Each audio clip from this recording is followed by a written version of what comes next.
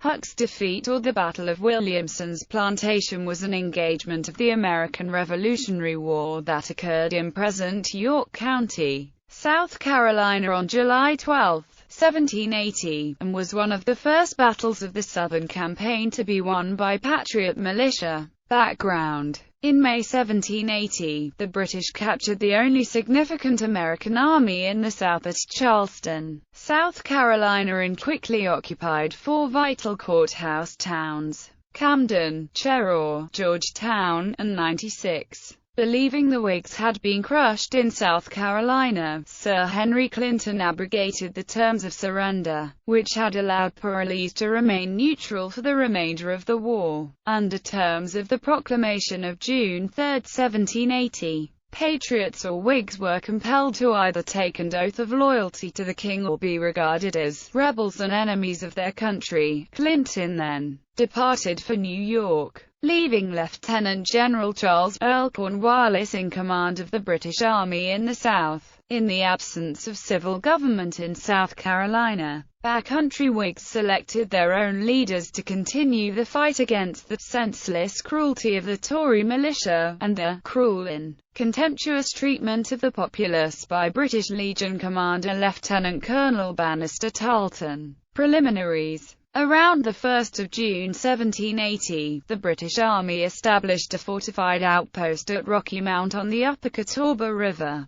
near the North Carolina border, and placed a garrison there under Lieutenant Colonel George Turnbull, a career British officer who commanded a British provincial regiment called the New York Volunteers. In early July, Turnbull ordered Christian Huck, a Philadelphia lawyer and a captain in Tarleton's British Legion, to find the rebel leaders and persuade other area residents to swear allegiance to the king. A native of Germany, Huck was one of many Pennsylvania loyalists whose property was confiscated after the British evacuated Philadelphia. He was then banished from the state and joined the British Army at New York. Huck was a remarkably poor choice for this assignment because he held a great deal of bitterness toward the Whigs in general, and the Scotch-Irish Presbyterians in particular. During an earlier incursion into what was then called the Upper District between the Broad and Catawba rivers, his troops had murdered an unarmed boy, reportedly while he was reading a Bible, and burnt the home and library of Rev. John Simpson, a Whig leader and influential Presbyterian minister. A week later, Huck and his men invaded the new acquisition district, and destroyed the ironworks of William Hill, another influential Whig.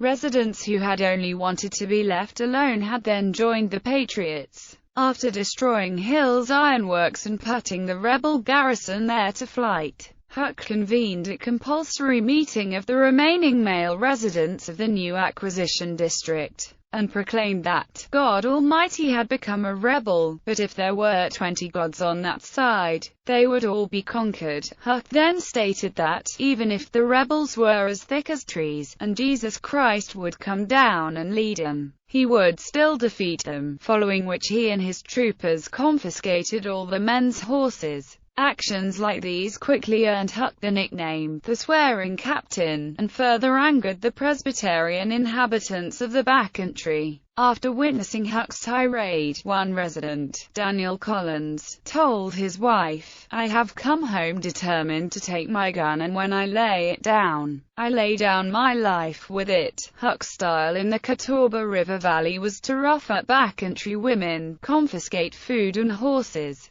and generally threaten prison and death to any who dared resist the British. This simply encouraged more men to join the rebels, who were organizing a militia brigade under Brigadier General Thomas Sumter. On July 11, 1780, Huck raided the home of the partisan leader Captain John McClure on Fishing Creek in present-day Chester County, caught his brother and brother-in-law with newly made bullets, and sentenced them to hang as traitors at sunrise the next day. Huck's detachment, consisting of about 35 British Legion dragoons, 20 New York volunteers, and 60 Loyalist militia, then advanced once more into the new acquisition and arrived at the plantation of another Whig militia leader, Colonel William Bratton. Later that evening, shortly thereafter, one of Huck's soldiers put a reaping hook to the neck of Carl, Bratton's wife, Martha, in an unsuccessful attempt to discover Bratton's whereabouts. Huck's second-in-command, Lieutenant William Adamson of the New York Volunteers, intervened and disciplined the offending Loyalist soldier. Huck next arrested 3 elderly neighbors of the Brattons, including Col. Bratton's older brother Robert, and told him they too would be executed the next day. Huck then proceeded a quarter of a mile southeast of Bratton's plantation to the neighboring house of an elderly Whig named James Williamson, where he and his approximately 115 men made camp for the night.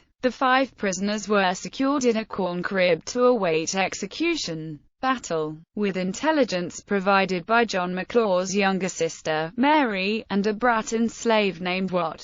The loosely organized Patriot forces swarmed after Huck. About 150 arrived in the vicinity of Williamson's plantation that night, commanded by experienced militia officers. After a brief reconnaissance and some discussion, they agreed to attack Huck from 3 directions simultaneously. Huck's security was extremely lax. Shortly after sunrise, at least 2 of the Patriot groups managed to attack simultaneously. The British and Loyalist troops were caught completely by surprise. Many were still asleep.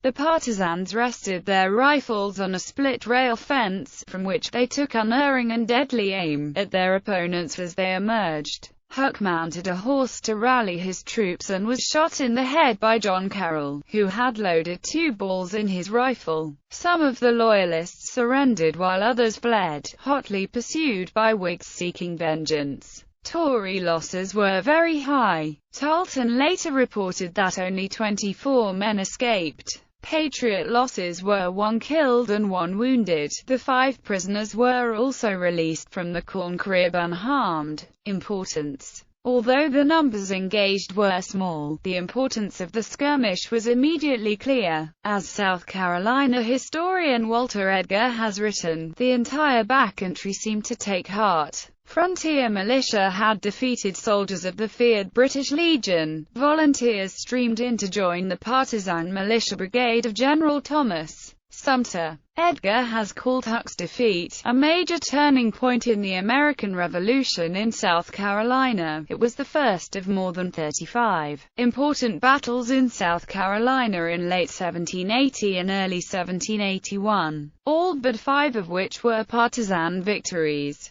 This chain of successes was essential to the major Patriot victories at Kings Mountain and Cowpens.